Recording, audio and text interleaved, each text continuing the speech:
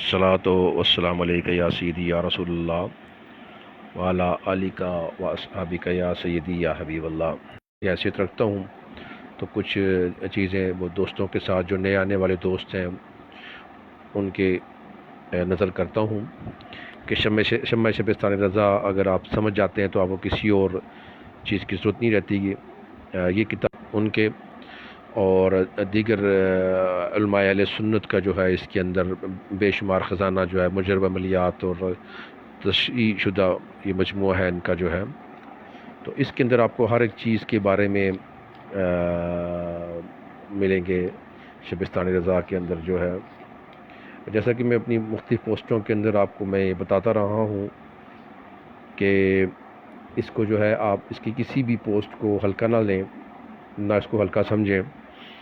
इसके अंदर आपको बहुत कुछ जो है ना, बहुत बड़ा ख़जाना इसके अंदर आपको मिलेगा। हर सफ़े पे एक एक इबारत में आपको इसके अंदर बेशुमार जो है वो आपको वो वज़ाइफ और मुख्तलिफ़ रहनुमाई आप उससे हासिल कर सकते हैं। तो सिर्फ उसी तरफ आप लोगों की तवज्जो जो है मैंने वो करवानी है।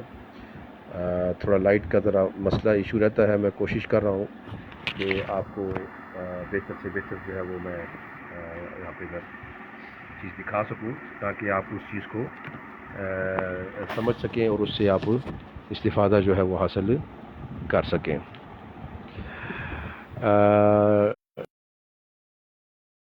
आशर है कि इसमें अभी जो नुस्खे मिल रहे हैं, पहले नुस्खा जात में इस तरह होता था कि उसमें आपको मुख्तलिफ़ नुस्खे जो है ना वो मतलब उसके अंदर बिखरा पड़ा हुआ था मवाद जो है। तो जो नए कारी थे उनको काफ़ी वर्क गर्दानी करके तो अमलियात ढूंढने पड़ते थे। और तो इसमें यह है कि आपको हर एक चीज़ जो है वो एक ही जगह यकजा कर दी गई है।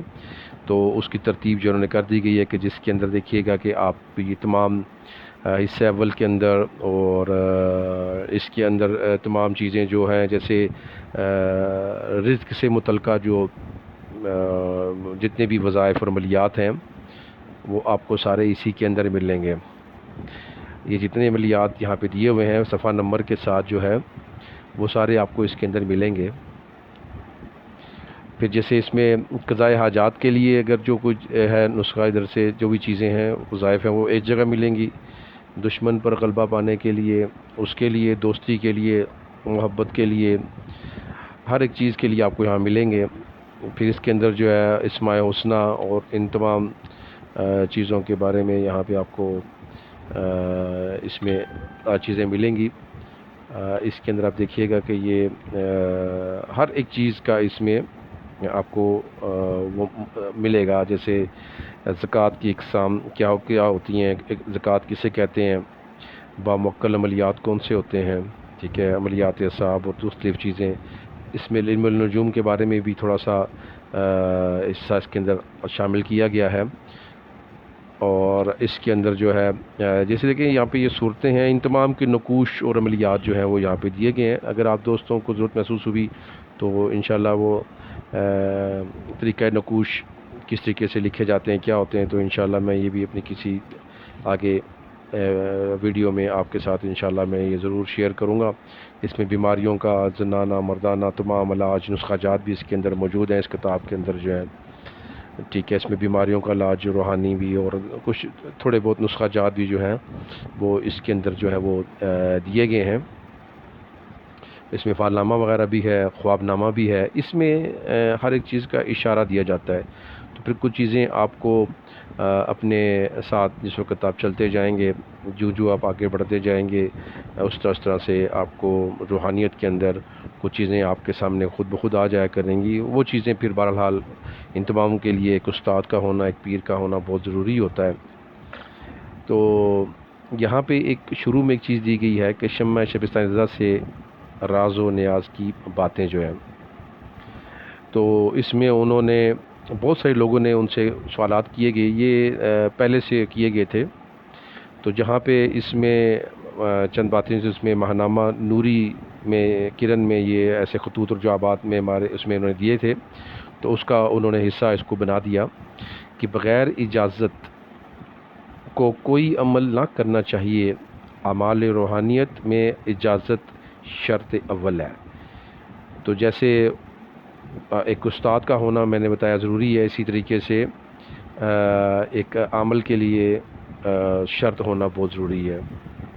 کہ حضور نبی کریم صلی اللہ علیہ وآلہ وسلم ایک کافر سے فرماتے ہیں کہ اس درخت سے کہہ کہ تجھ کو اللہ کا رسول بلاتے ہیں۔ وہ جا کر کہتا ہے اور درخت زمین چیرتا ہوا سرکار کی بارگاہ میں حاضر ہو کر سلام عرض کرتا ہے۔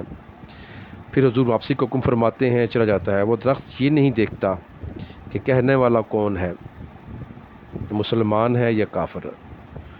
آج میں، آپ اور دیگر کروڑوں مسلمان ہیں، کسی درخت کے پاس جا کر ایک بار نہیں، دو بار نہیں، 40 روز ایک پاؤں پر کھڑا رہ کر ان الفاظ کو مسلسل رات دن رٹتے رہیں، کوئی نتیجہ فراہم نہیں ہوگا۔ اس کافر نے ایک بار کہا اور درخت نے اس حکم پر عمل کیا۔ بات صرف وہی ہے، حکم اور اجازت، لہٰذا بغیر اجازت کوئی عمل نہ کیا جائے۔ شمع شبستان کی اجازت اور اس کے شرائط حصہ اول میں درج ہیں۔ پہلے ان شرائط کو ملاحظہ فرمائیں، پھر اسی کے مطابق اجازت حاصل کریں، یا کسی عمل کی اجازت بطریق روحانیت لیں پھر عمل کریں، اس کے لیے استخارہ بہتر ہے۔ دوسرا نمبر، یقین کامل ضروری ہے۔ اجازت اور اعتقاد کامل کسی عمل کے اظہار اثر کے لیے روحانی برقی دو تار ہیں جو قلب کے ذریعے متحرک ہو کر الیکٹرک شاک کی طرح اثر انداز ہوتے ہیں۔ اور اس میں شروع میں ہی یہاں پہ ہدایات برائے عالمین شمع شبستان رضا لکھی گئی ہیں۔ تو یہ ہدایات جو ہیں حضرت قبلہ الحاج صوفی عزیز احمد صاحب مداح رسول رضوی بریلوی مد اللہ العالیہ کو، حضرت حجت الاسلام حضرت مولانا شاہ محمد حمد رضا خان صاحب خلف اکبر اہل سنت اعلی حضرت رضی اللہ عنہ نے بیعت و خلافت سلسلہ عالیہ قادریہ رضویہ اور جملہ تعویذات و عملیات کی اجازت فرماتے ہوئے فرمائی تھی۔ خلاف شرح کے لیے نہ خود استعمال کریں، نہ کسی اور کو دیں، نہ بتائیں۔ یعنی یہ اس کی پہلی شرط یہ ہے کہ کوئی بھی کام جو خلاف شرع ہو، نہ اسے خود استعمال کریں، نہ کسی دوسرے کو دیں، اور نہ ہی اس کو بتائیں کہ اگر آپ کو یہ شک و شبہ ہو کہ وہ آدمی اس کو کسی غلط مقصد کے لیے یا خلاف شرع کام کے لیے استعمال کرے گا تو ہرگز اس کی وہ ہیلپ نہ کریں یا مدد نہ کریں اس چیز کے، ٹھیک ہے۔ مثلا جس طرح اکثر تسخیر شوہر چاہتی ہیں کہ ہمارے کہنے میں ہو جائے، جو ہم کہیں وہی کرے، یہ حرام ہے۔ حدیث میں اسے شرک فرمایا۔ اللہ عز و جل نے شوہر کا حاکم بنایا ہے، نہ کہ محکوم۔ یعنی اب جو عورتیں ہیں وہ اکثر چاہتی ہیں کہ ہمارا خاوند ہماری تابع ہو جائے، ہماری بات مانے، یہ کرے وہ کرے۔ تو اللہ تعالیٰ نے شوہر کو یا مرد کو وہ حاکم بنایا ہے، اس کا محکوم نہیں بنایا گیا۔ تو اس لیے اس کے لیے عملیات نہ کریں کہ وہ شوہر جو ہے ان کا وہ غلام بن جائے۔ دوسرا وہ یہ چاہتی ہیں کہ شوہر اپنی ماں بہن سے جدا ہو جائے، یہ بھی صحیح نہیں ہے۔ تیسرا یہ، یا ان کو کچھ نہ دے ہم کو دے، یہ سب مردود خواہشات ہیں۔ 4 مقدمات فوجداری میں مسلمانوں کو نقوش حفاظت دیے جائیں۔ 5 دیوانی و مال کے مقدمات میں جب تک معلوم نہ ہو کہ یہ حق پر ہے نہ دیں، کہ ظالم کی اعانت کا حرام ہے، یعنی آپ ظالم کی یہ نہ ہو کہ آپ مدد کر رہے ہوں تو یہ بھی حرام ہے۔ حب و تسخیر عورت کے لیے نشق کو عمل نہ دیا جائے، اس میں اکثر وجہ جو ہے نا وہ فاسد ہوتی ہے، ٹھیک ہے۔ اگر فی الوقت واقعہ نکاح کا طالب ہو، جب بھی سری اندیشہ معیشت ہے کہ اجنبی عورت کے دل میں محبت پیدا ہونا ایک زہر قاتل ہے، ممکن ہے کہ نکاح میں کچھ تعلیق ہو یا دیر ہو یا اولیاء زن نہ مانیں گے، ٹھیک ہے، اور محبت طرفین پیدا ہو چکی ہے تو اس کا نتیجہ برا ہوگا۔ یہ ایک بہت اہم نقطہ ہے کہ جس کے اوپر عالمین جو ہیں وہ عالم جو ہے وہ اس کے اوپر توجہ دیں، کہ آج کل ہر دوسرا پیج جو ہے وہ فیس بک کے اوپر ہو یا اس کے اوپر ہو محبوب قدموں میں، اور دوسرا تیسرا، تو اس کے لیے یہ ایک محبت ایک غیر عورت کے دل میں پیدا کرنا ناجائز و حرام ہے۔ اگر اس کا انکار ہو گیا تو اس کا نتیجہ برا ہوگا۔ یوں ہی تسخیر زن نہ چاہے، بلکہ اولیاء زن کی تسخیر کہ وہ اس سے نکاح کر دیں، کہ یہ ان کا کفو نہیں، یعنی ایسا کم ہے کہ ان سے نکاح اولیاء زن کے لیے متوفی معیشت شرعی ہو جب بھی ہرگز نہ دیں، کہ یہ مسلمان کو مضرت رسانی ہے۔ اب کہتے ہیں جی ٹھیک ہے جی اس کے ماں باپ مان جائیں جی رشتے کے لیے، یہ ہو وہ ہو، تو یہ بھی ایک مسلمان کا حق مارنے کے مترادف ہے کہ نہیں مان رہے اس کا ماں باپ، تو اس کی تجویزات شروع کر دیے جائیں اور ہم وہ کر لیں، ٹھیک ہے۔ تو بہتر یہ ہے کہ اس مقصد کے لیے متلقن دیا ہی نہ جائے۔ نکاح عموماً ہمارے پاک و ہند میں عمر بھر کا ساتھ ہوتا ہے اور انجام کا علم اللہ عز و جل کو ہے۔ ممکن ہے کہ یہ رشتہ اس کے لیے شر ہو تو شر کا سبب نہ بننا چاہیے۔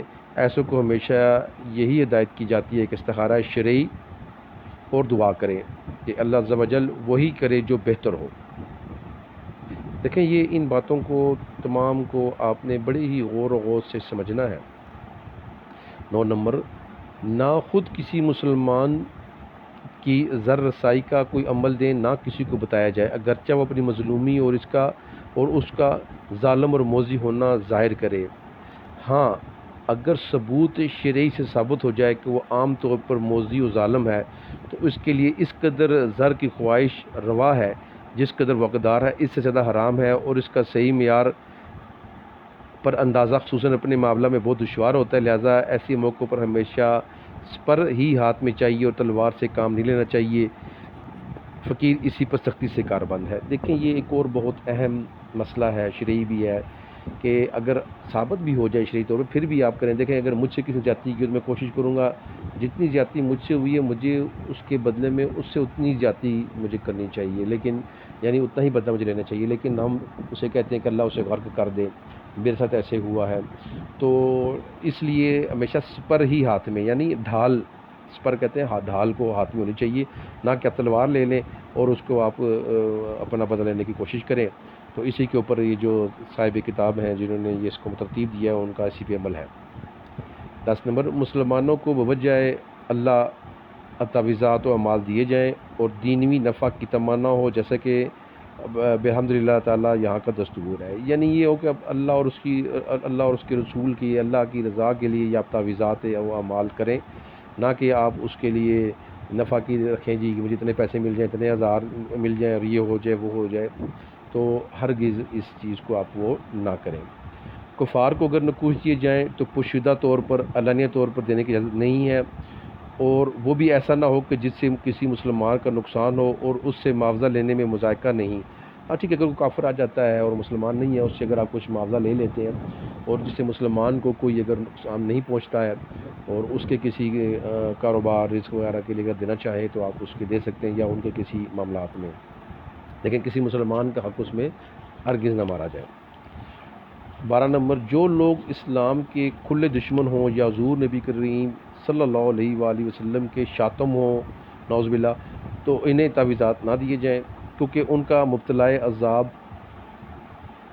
و بلا من جانب اللہ ہے، اور عوام میں سے جو لوگ اپنے کم علمی کی وجہ سے ان کے پیروکار ہوں ان کو اگر تعویذات دیے جائیں تو ان سے معاوضہ لینا چاہیے۔